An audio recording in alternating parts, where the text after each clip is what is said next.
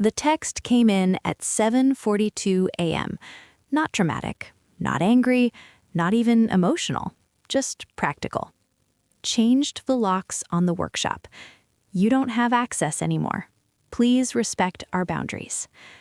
I stared at the screen for a long time, coffee cooling untouched beside me, sunlight spilling across the kitchen floor like it had any right to behave normally.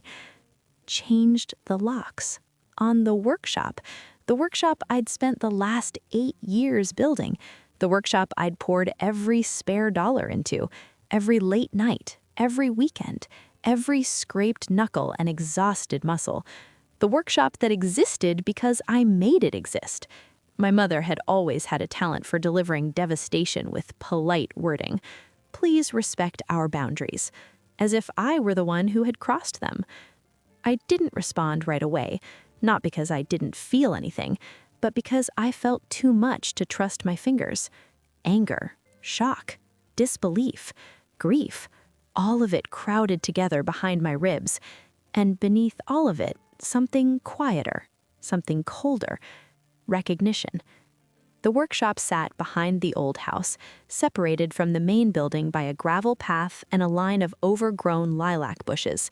It had started as a rotting shed when we moved here, its roof sagging, walls splitting, floorboards barely holding weight. No one had wanted it. Not my mother, not my stepfather, Ron, not my brother, Caleb. They joked about tearing it down.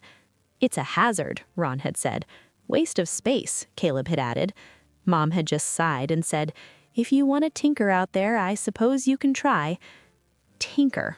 That's what they called it when I started repairing the beams myself, when I hauled discarded lumber from construction sites, when I learned how to frame, how to insulate, how to wire outlets from YouTube tutorials and borrowed manuals. They called it a phase, a hobby, something harmless I did because I didn't have a real direction yet. I was 22 when I started rebuilding that workshop, 23 when I turned it into something functional, 25 when I landed my first custom commission, 26 when word started spreading, 27 when the wait list began. By 28, that tinkering paid half the mortgage on the property. They noticed then. They always noticed when money shows up. My phone buzzed again while I sat there. A follow-up text. Ron thinks it's for the best. Caleb needs the space for his new venture. This is family property. Family property. I exhaled slowly. There it was, the reframing, the subtle rewrite of history. The workshop I rebuilt, the tools I purchased, the equipment I maintained, the client list I cultivated, the contracts I signed. Suddenly, it wasn't mine. It was family. I stared at the message until the letters blurred slightly. Then I opened my calendar. Every booking, every deadline, every project currently underway. People who trusted me, people who had paid deposits, people expecting work. My stomach twisted, not because I was afraid of the loss, but because I knew exactly how this would go if I allowed it. They would use my silence as consent, my restraint as permission, my hesitation as weakness. They had my entire life. I drove out there anyway, not to confront them, not yet, just to see it. The property looked the same from the road, weathered white siding on the house, rusted mailbox, overgrown hedges, familiar. The workshop door was different, brand new padlock, bright silver, untouched by weather, a thin line of clean metal against old wood, like a boundary drawn by someone who had never laid a single plank inside. I stood there for a long moment, staring at it, not touching it, not testing it, just taking it in. Behind that door was everything I'd built, the maple dining table halfway through sanding, the custom shelving unit for a local bookstore, the cedar chest commissioned by a woman who'd lost her husband and wanted something to hold his letters. Inside that space lived my work, my reputation, my livelihood, and someone else had decided they could revoke my access to it with a text message. Footsteps crunched behind me. I didn't turn immediately. I didn't need to. I recognized the rhythm. Caleb, my younger brother by 3 years, older by entitlement. He stopped a few feet away. "Didn't think you'd actually show up," he said. I turned slowly. He looked comfortable, too comfortable. Hands in his pockets, weight shifted to one hip, that casual confidence of someone who believed he was backed by authority. "What's the new venture?" I asked calmly. He blinked, clearly not expecting that question first. "What?" "You said you needed the space," I repeated, "for your new venture. What is it?" He shrugged, still figuring it out. Of course he was. "What gave you the impression you could use the workshop?" I asked. He tilted his head. "It's on Mom's property." "It's a structure I rebuilt with my own labor and financed with my own money," I said evenly. He scoffed lightly. "You're being dramatic." Dramatic. The word they used whenever facts made them uncomfortable. "Mom said it was fine," he added. "She said you'd understand eventually." I held his gaze. "How long have you been planning this?" I asked. He hesitated. Just a fraction too long. "Ron brought it up a few weeks ago. Said it wasn't fair that you were using the space for your own stuff when the rest of us live here too." My own stuff. The business that had kept the lights on more than once. The income that covered the property taxes when Ron's hours were cut. The emergency repairs I'd paid for when the plumbing failed. Unfair. "I've been paying rent," I said. He shrugged again. "Not officially. Because they'd never formalized it, because it had been more convenient for them to keep things vague, so they could reinterpret them later." "I have records," I said calmly. He rolled his eyes. "You're not seriously going to make this legal, are you?" I didn't answer, because I wasn't there to argue with Caleb. I was there to observe, and what I saw was someone who believed he'd already won something he didn't fully understand. He gestured toward the padlock. "Look, it's not personal. Mom just thinks you need to branch out. You've been too comfortable here." Comfortable. I almost laughed. "You think this is about my growth?" I said quietly. He shrugged. "Maybe. Or maybe it's just time things felt more equal around here." Equal. The word tasted bitter.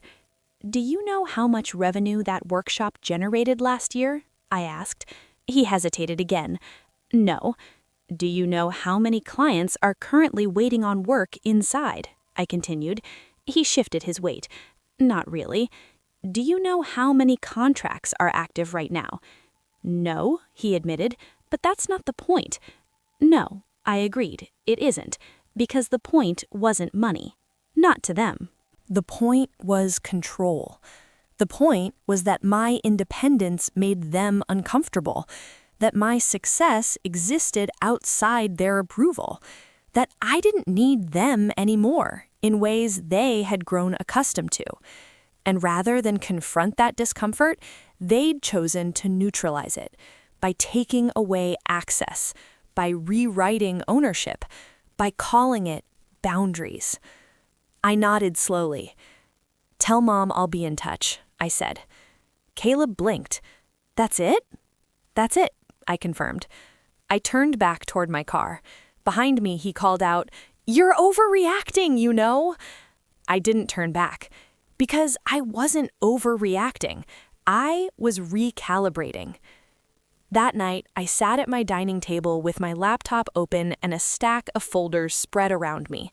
Receipts, invoices, contracts, permits, material purchases, tool warranties, insurance documents, emails, years of records. Not because I'd anticipated betrayal, but because I'd built something real, and real things require documentation. I opened a spreadsheet and started listing every purchase I'd made toward the workshop, every improvement, every structural reinforcement, every wiring update, every client project, every deposit. By the time I was done, the number at the bottom of the screen didn't surprise me, but it did solidify something. This wasn't just emotional, this was tangible. This was measurable. This was defensible. My phone buzzed again around midnight. Mom this time. I wish you wouldn't make this harder than it needs to be. We're just trying to keep the peace. Keep the peace. I stared at the message for a long moment. Then I typed back slowly. Peace requires consent. This is coercion. 3 dots appeared, then disappeared. No reply. The next morning, I made a call. Not to a lawyer, not yet, to a client. "Hi, Elise," I said when she answered. "Quick question. That contract we signed last month, do you still have your copy?" "Of course," she said warmly. "Why?" "I may need a reference point," I said, "just in case." Her tone shifted slightly. "Everything okay?" "Not exactly," I admitted, "but it will be." There was a pause. "Well," she said firmly, "whatever's going on, I'm not worried about my project. You're the most reliable professional I've worked with in years." The words sat with me after the call ended. Reliable. Professional. Those weren't qualities my family ever seemed to see, but clients did, vendors did, other craftsmen did. There was a world beyond this property, a world that knew my value, and if the people closest to me were determined to pretend that value didn't exist unless it suited them, then maybe it was time I stopped building everything within their reach. By the end of the second day, I'd made a decision.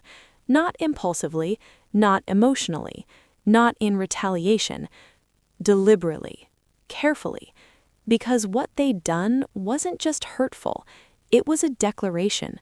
They'd shown me how they viewed my contributions, how they defined ownership, how easily they could justify taking what wasn't theirs when it became inconvenient.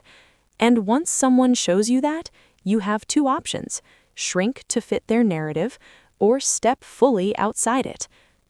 I closed my laptop, stood, walked to the window. The street outside was quiet, ordinary, unaware. 2 days earlier, my mother had changed the locks and believed she'd asserted control. She thought she'd set a boundary. She thought I would accept it. She thought this was the end of something. She was wrong. It was the beginning, because 2 days from now, I would take back more than access, and they wouldn't see it coming.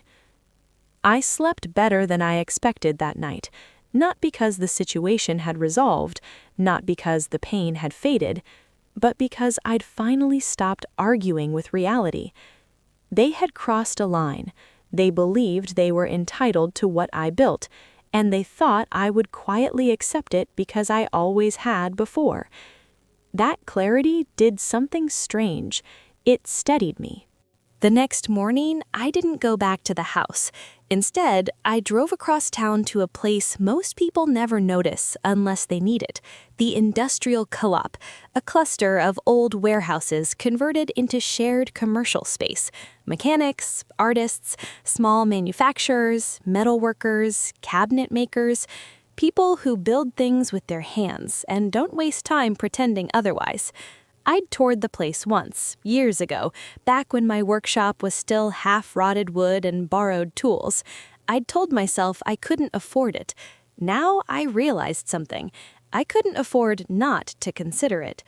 The manager, a woman named Denise with steel gray hair and practical boots, greeted me with a firm handshake. "You called yesterday," she said. "Said you do custom woodworking?" "Yes," I replied. She studied me for a moment, not suspiciously, assessing. "Show me what you make," she said. I opened my tablet and pulled up photos. The dining tables, the built-ins, the curved stair rail I designed for a historic renovation, the cedar chest, the sculpted desk commissioned by a novelist who needed something that felt like a companion rather than furniture. Denise didn't interrupt. She just scrolled slowly. "These are clean," she said finally. "Not hobby work." "No," I agreed. "How fast do you need space?" she asked. I hesitated for half a second.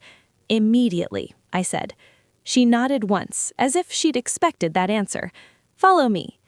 The unit she showed me wasn't glamorous. Concrete floor, high ceiling, industrial lights, wide roll-up door. But it was solid, secure, neutral, and most importantly, mine if I chose it. "This one's been empty a while," Denise said. "Previous tenant moved out of state. We've been waiting for someone who'd actually use it." "What's the rent?" I asked. She told me. It wasn't cheap, but it was possible. Not if I stayed trapped inside the small, shrinking version of my life my family had grown comfortable with. But if I stepped fully into the version my clients already believed in, it was more than possible. It was sustainable. I walked the length of the space slowly, imagined the layout: workbench against the far wall, lumber storage along the left, finishing area near the ventilation system, desk near the entrance. I could see it. A workshop that didn't belong to anyone else's property line. A space no one could lock me out of. A place no one could claim as family. "How soon could I move in?" I asked. Denise didn't smile, but her eyes softened slightly. "Today, if you want." The drive home felt different than it had 2 days earlier. Lighter. Not because I'd forgiven them, not because I'd resolved anything, but because for the first time, my future didn't require their permission. I pulled into the driveway of the house slowly. The padlock was still there, shiny, untouched. My mother's car was in the driveway, Ron's truck beside it, Caleb's beat-up sedan off to the side. All three of them inside. All three likely assuming the situation had settled, that I'd gone home to sulk, that I'd accepted their decision, that I would eventually comply. I stood by my car for a moment, not hesitating, just observing. This place had been my home for a long time, not because it was healthy, not because it was fair, but because it was familiar, and familiarity has a way of convincing you that discomfort is normal. I walked to the front door. Mom answered on the second knock. Her expression shifted immediately when she saw me. Not anger, not relief, apprehension. "Hi," she said cautiously. "Hi," I replied. She stepped aside to let me in. Ron sat on the couch watching something loud on television. Caleb lounged in the armchair scrolling his phone. They both looked up. Ron muted the TV. "Well," he said, "you cooled off?" There it was, the assumption that my reaction was emotional, irrational, temporary. I didn't respond to that. Instead, I said, "I'm here to gather my personal belongings from the workshop." Caleb blinked. "You don't have access." "I'm aware," I said calmly. Mom folded her arms. "We talked about this, honey." "No," I corrected gently. "You informed me. That's not the same thing." Ron scoffed lightly. "Don't start splitting hairs." "I'm not. I'm stating facts." Silence settled over the room. Caleb shifted uncomfortably. Mom looked at Ron. Ron looked at Caleb. They'd always operated like this, a triangle of shared justification. "Well," Mom said carefully, "you can't just walk back into the workshop whenever you want. It's not what?" I asked. She hesitated. "Yours," she said finally. There it was, out loud, the sentence they'd all been dancing around. "It's on our property," Ron added firmly, "and we've decided it's time to reevaluate how that space is used." I nodded slowly. "Okay," I said. They all blinked. That wasn't the reaction they'd expected. No argument, no raised voice, no emotional plea, just, "Okay." "You're agreeing?" Caleb asked, confused. "I'm acknowledging your position," I said. "That doesn't mean I accept it." Ron frowned. "Then what are you saying?" "I'm saying I'm here to retrieve my tools, materials, and unfinished client projects," I said evenly. "Those are my property, purchased with my money, used for my business." Mom's mouth tightened. "That's going to disrupt things." "Things are already disrupted," I replied calmly. "I didn't create that disruption." Ron leaned forward slightly. "We're not just letting you empty the workshop." I met his gaze. "On what grounds?" I asked. He hesitated. "Not long, but long enough." "On the grounds that it's on our property," he said again, grasping for authority. I nodded slowly. "Then I'd like you to clarify something. Are you claiming ownership over the equipment I purchased, the tools I insured, the materials I invoiced to clients, the products people have paid deposits for?" The room went quiet, not because they suddenly cared about legality, but because I was using language they weren't accustomed to hearing from me. Not emotional language, not relational language, professional language. Mom swallowed. "You're making this bigger than it needs to be." "No," I said. "I'm describing it accurately." Ron stood up. That was his move when he felt control stucking. Increase physical presence, lower voice, assert dominance. "We want to make this a legal thing?" he asked quietly. I held his gaze. "I want to resolve this cleanly, but I will protect what I've built." Caleb scoffed. "You're really going to threaten your own family?" Threaten. There it was again.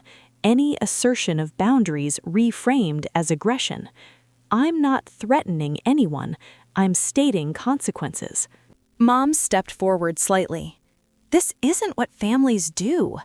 "No," I agreed. "This is what families don't do. They don't lock each other out of livelihoods. They don't take without discussion. They don't rewrite contributions when it becomes convenient." Her eyes filled with frustration. "We're just trying to make things fair." "Fair to whom?" I asked gently. She opened her mouth. Closed it again. Because we all knew the answer. Fair to Caleb. Fair to Ron's sense of control. Fair to the version of the family that worked best for them. Not fair to me. I exhaled slowly. "I'm not here to argue about fairness," I said. "I'm here to collect my property." Ron crossed his arms. "And if we say no?" I looked at him.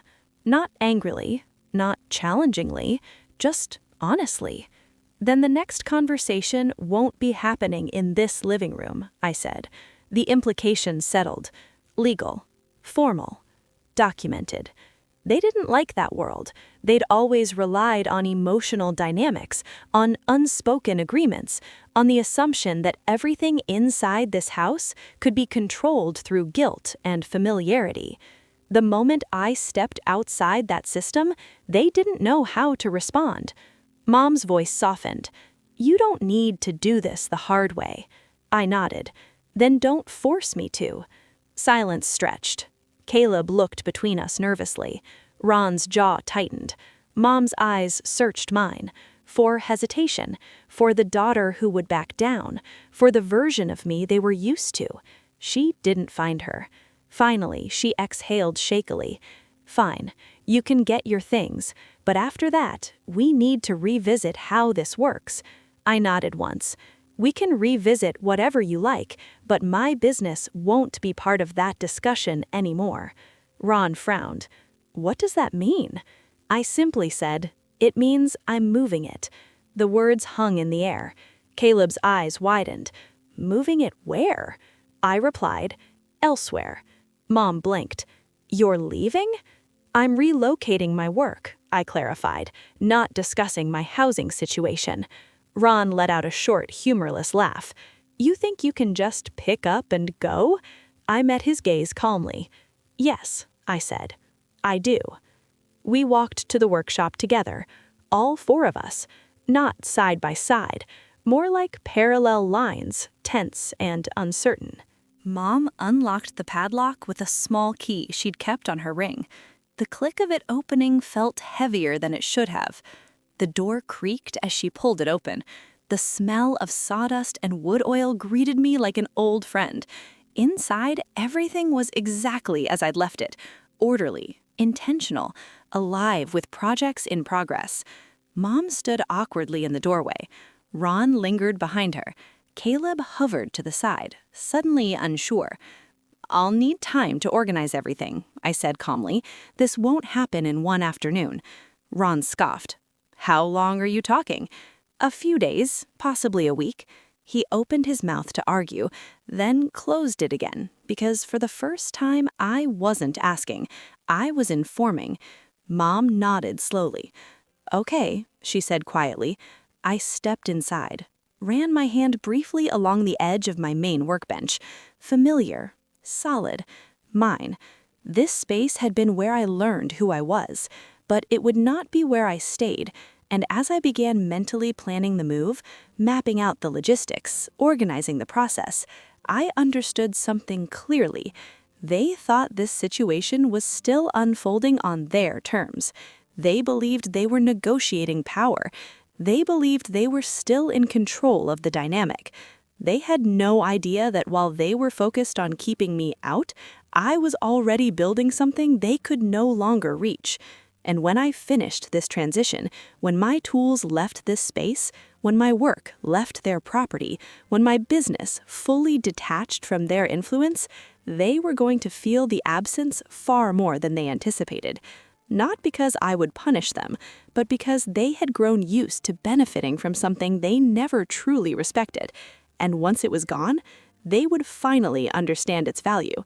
By then, it would be too late. The first box I packed was the smallest one, not because it mattered most, but because I needed to start somewhere. Inside, it went the things they never noticed, but I used every day. The measuring gauges I'd inherited from an old mentor, the worn leather notebook full of client sketches, the calipers I'd saved for months to buy, the chipped mug that lived on my workbench. Not inventory, not equipment, identity. I sealed the box and wrote my name across the top in thick marker. Mine. I worked methodically, not rushed, not chaotic, not emotional, because when you build something real, you learn that precision matters more than speed. Mom hovered in the doorway for most of that first afternoon, not speaking, just watching. I could feel her eyes on me as I wrapped tools in cloth, labeled drawers, unplugged machines. "You're really doing this," she said quietly at one point. "Yes," I replied without looking up. She stood there another moment, then asked, "Where will you go?" I hesitated only briefly. "I've secured a space." Her eyebrows lifted. "Already?" "Yes." That seemed to unsettle her more than anything else. Not the move, not the consequences, the fact that I'd acted without involving her. "You didn't tell us," she said. "I didn't need permission," I replied gently. The word permission hung between us like something foreign. She opened her mouth, then closed it. For a long time, she'd believed that everything in my life passed through her filter by default. My choices, my plans, my movements. Not because she was cruel, but because she'd grown accustomed to being central, and I'd grown accustomed to orbiting. We were both learning new gravity. Ron avoided the workshop entirely. That didn't surprise me. Confrontation wasn't his strength. Control from a distance was. Caleb, on the other hand, started showing up more often, leaning against the doorframe, watching me pack, making unhelpful commentary. "You're being dramatic about this," he said on the second day as I dismantled the finishing rack. "I'm being thorough," I replied. "You could have just waited. We could have worked something out." "Worked what out?" I asked calmly. He shrugged. "Shared the space. Compromised." Compromise requires mutual respect, not unilateral decisions followed by backtracking when consequences appear. He frowned. "You always have to make everything sound like a lecture." "No," I corrected. "I make it sound like reality." He went quiet after that. I kept working. The calls started coming on day 3. Not from family, from clients. "Hey, just checking in, everything's still on track? Do you need anything else from me? Let me know if the timeline needs adjusting." Not one of them expressed doubt. Not one of them questioned my reliability. Because I'd earned their trust consistently. I sent updates, explained the temporary disruption, reassured them with new timelines. Not one asked for a refund. Not one pulled their contract. Instead, I got responses like, "Take your time, we trust you. Let us know if you need flexibility. Your work is worth waiting for." I didn't show those messages to my family, not out of secrecy, but because validation from outsiders wasn't meant to be used as ammunition in emotional dynamics. I didn't need to prove anything to them anymore. I was simply moving forward. By the end of the week, the workshop looked unfamiliar. Bare walls, empty shelves, tool outlines like ghosts against the plywood. Mom stood inside the space one evening while I loaded the final crates into my truck. She looked lost. Not because she cared about the workshop, but because she was realizing something else. This place had always felt like a buffer, a reason I stayed, a tether. Without it, I was no longer anchored to this property, to this dynamic, to this version of family. "You're really leaving the space empty," she said quietly. "Yes." "What will Caleb do now?" I paused with my hands on the last box. "That's not my responsibility," I said gently. Her face tightened, not in anger, in discomfort, because for a long time I'd quietly taken responsibility for everything that felt inconvenient. House repairs, extra bills, stabilizing presence, unspoken emotional labor, and she'd grown used to that. This wasn't just about a workshop. This was about the withdrawal of invisible support they'd taken for granted. "I just don't want things to fall apart," she said softly. I looked at her then, really looked at her, and for the first time I saw not just my mother, but a woman who'd built her survival around keeping systems intact, even when those systems were unfair. "I'm not making things fall apart," I said quietly. "I'm refusing to hold them together alone." She swallowed. I didn't wait for a response. I lifted the final box and carried it out. The new space smelled like possibility, concrete dust, fresh paint, open air. Denise met me at the door when I arrived with the first load. "You look calmer than most people do on moving day," she observed. "I feel clearer," I said. She nodded once, as if that made perfect sense. "You need help unloading?" "No," I replied, "but thank you." I spent the entire afternoon arranging, not unpacking, arranging, placing the workbench where the light hit best, positioning the machines for optimal flow, setting up the storage with intention. This wasn't just relocation, it was redefinition. No childhood history in the walls, no family expectations embedded in the space, no emotional residue, just me, my work, the structure I chose. By the time the sun dipped low through the high windows, the space felt right. Not finished, but grounded. Mine. I sat on the floor with my back against the wall, exhausted and oddly peaceful. For the first time since the lock change, I felt something that wasn't grief or anger or vigilance. Relief. The fallout didn't come immediately. That's how these things usually work. People don't feel the impact of absence right away. They notice it slowly, in inconveniences, in gaps, in moments where they instinctively reach for something that's no longer there. The first sign was practical. Mom texted me 2 days after I finished the move. "The garage door is making that noise again. Do you know what it could be?" I stared at the message, not because I didn't know, but because of what it represented. She hadn't asked how I was. She hadn't acknowledged the move. She hadn't mentioned the lock. She'd simply reached for the role I'd always played, the fixer, the one who handled problems quietly. I typed back carefully. "You should call a professional." 3 dots appeared. Disappeared. Appeared again. Then nothing. The second sign was emotional. Caleb showed up at my new workshop unannounced a week later. I hadn't given him the address. That meant Mom had. He stood in the doorway, taking in the space, eyes wide. "This is bigger than the old one," he said. "Yes," I replied calmly.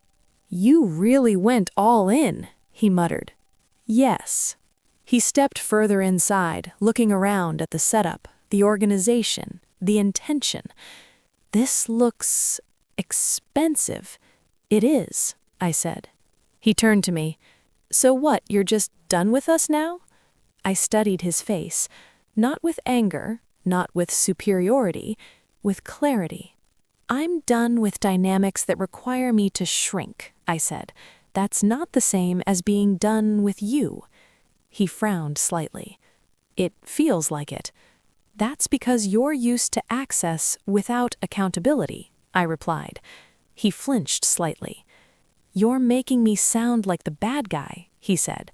"No," I said, "I'm describing behavior. What you do without information is up to you." He stood there awkwardly for a moment. Then he said quietly, "Mom's struggling."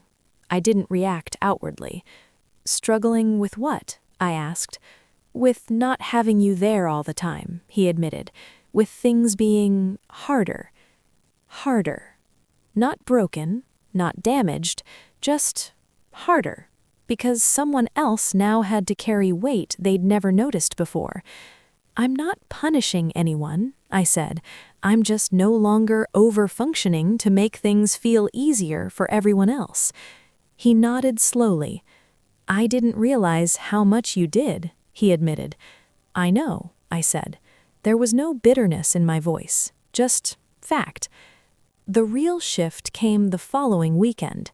Mom asked to meet me, not at the house, not at the workshop, at a cafe in town. Neutral ground. That mattered. She looked smaller when I arrived. Not physically, energetically. Less certain, less anchored. We ordered our drinks and sat down.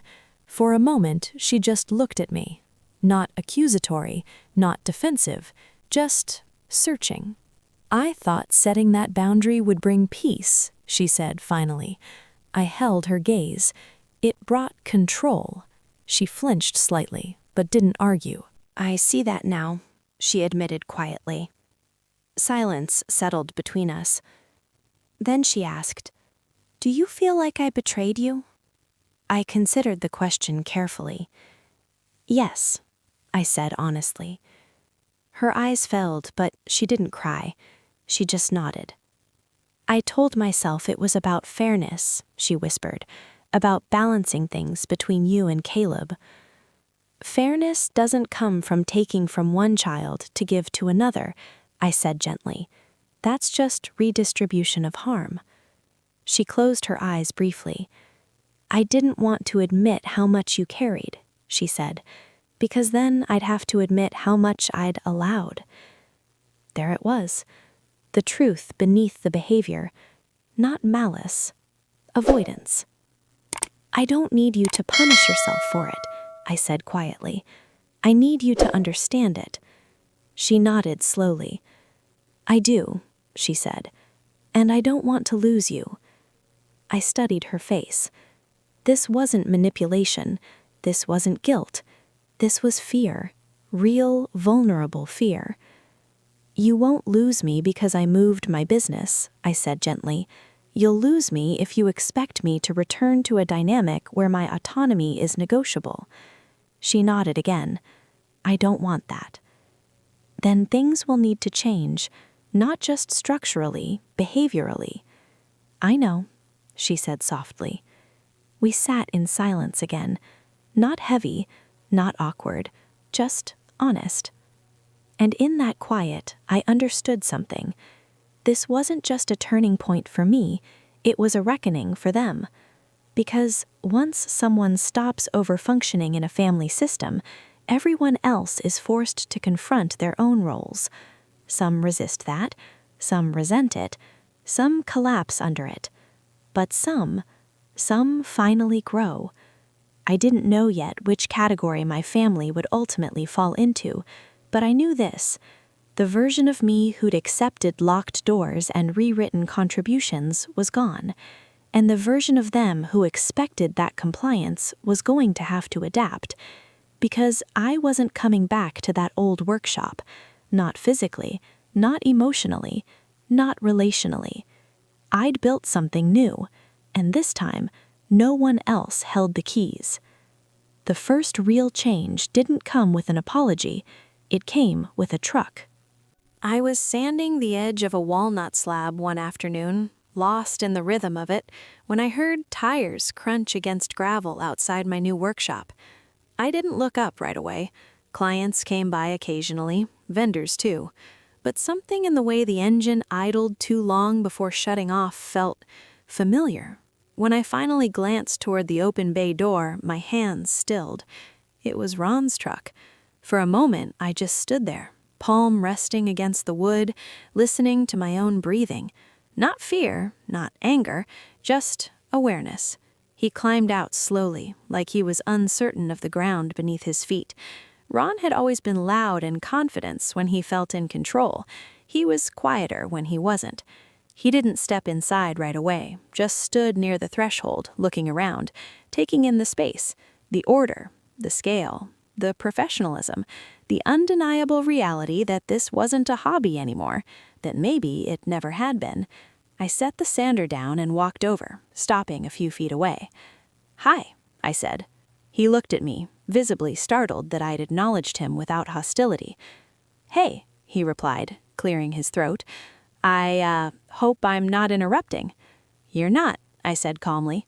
Silence stretched between us. Ron glanced around again, then back at me. "This is impressive," he admitted.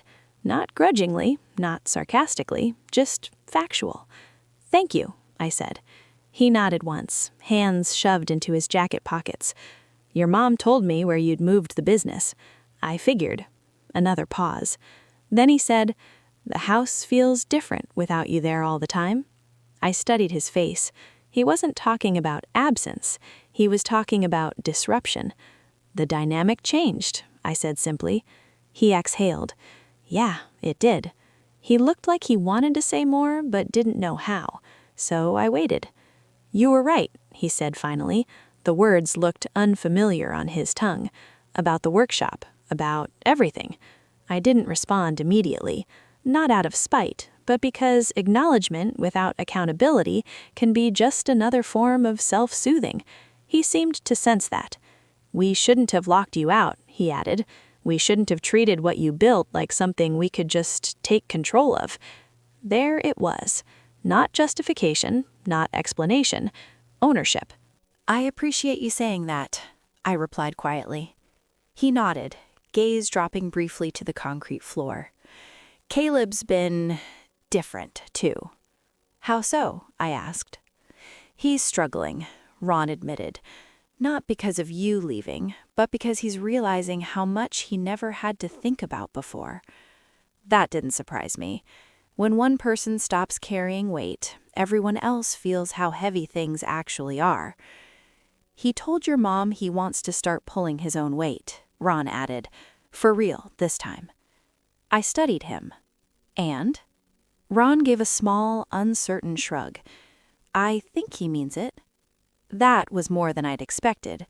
He shifted again, uncomfortable. "I don't expect anything from you," he said quickly. "Not forgiveness, not a return, not anything like that." I nodded. "Good." He looked relieved by that, oddly. "I just wanted you to know we see it now," he said. "What you built, what you contributed, what we almost lost." Almost. The word mattered, because what they'd almost lost wasn't just me. It was stability, integrity, trust. All things harder to rebuild than any workshop. "I'm glad you see it," I said, "but seeing it doesn't mean things go back to how they were." He shook his head. "I know." He lingered another moment, then added quietly, "Your mom's been telling people about your work. Bragging, actually, but not in the old way, not the way she used to talk about you like background." I didn't respond to that, not because it didn't matter, but because the change I needed from them wasn't public praise, it was private respect. Ron gave me a small nod. "I won't stay long. I just wanted you to hear that from me." "Thank you," I said sincerely. He walked back to his truck without another word. No dramatic reconciliation, no emotional explosion, just a man walking away from a conversation that might have changed more than he realized. The real confirmation came weeks later, not from Ron, not from Caleb, not even from Mom. From silence. Not the tense silence of unresolved conflict, but the calm kind. The kind where no one is waiting for me to fix something. No one is asking me to manage their emotions. No one is reaching for access they haven't earned. I still spoke to my mother, but she didn't ask me to solve things anymore. She asked me how I was doing. Caleb still visited occasionally, but he didn't hover in my space like he owned it. He asked questions. He listened. And Ron stopped trying to assert authority in conversations where he no longer had it. Not out of fear, out of recognition. They weren't perfect. Families never are. But the dynamic had shifted in a way that felt structural, not emotional, which meant it might actually last. One afternoon, Denise stopped by my workspace with 2 cups of coffee. "You're settled," she observed, handing me one. "I am," I agreed. She leaned against the workbench, scanning the space. "You know, most people who come here after conflict bring chaos with them. They're frantic, reactive, trying to prove something." "And me?" I asked. She gave a small smile. "You came here like someone building a future, not escaping a past." That sat with me, because she was right. This wasn't an escape, it was a choice, a deliberate one, a line drawn not in anger, but in clarity. The last time I saw the old workshop was months later, not because I needed closure, but because Mom asked me to walk through the property with her one afternoon. We passed the building on the way to the garden. She stopped in front of it. The door was open now, no padlock. Inside, it was mostly empty. A few boxes of forgotten clutter, a broken chair, nothing of value. She looked at it quietly for a long moment. "You built something real in there," she said softly. "Yes," I replied. "And I treated it like it was temporary," she admitted. "I think I was afraid of how permanent it was," she admitted. "Because if it was real, then so was everything you were becoming, and I didn't know how to adjust to that." I studied her profile. "You don't have to understand everything at once. You just have to stop standing in the way of what you don't yet understand." She nodded slowly. We didn't talk about the lock. We didn't need to. That moment no longer held power. People sometimes expect stories like this to end with confrontation, with shouting, with legal action, with revenge. But that's not how real power resolves things. Real power just moves. It withdraws from spaces that don't respect it. It builds elsewhere. It grows quietly until the absence becomes impossible to ignore. My mother thought changing the locks would establish control. What it actually did was reveal a truth that had been waiting under the surface for years, that I was the one holding everything together. And when I stopped, they finally forced to grow. Not because I punished them, not because I demanded anything, but because I chose myself. Today, my workshop hums with activity. There's a wait list. There are apprentices. There are collaborations with designers and architects I once thought were out of reach. Not because I proved anything to my family, but because I stopped limiting myself to the version of life that kept everyone else comfortable. I still love them. That didn't change. What changed was the agreement I'd never consciously made but had lived under for years, that my contributions were negotiable, that my autonomy could be overridden, that my work belonged to whoever felt entitled to it. That agreement is gone, and nothing they do now can bring it back, because boundaries don't need locks. They need clarity, and once you build a life where no one else holds the keys, you never go back.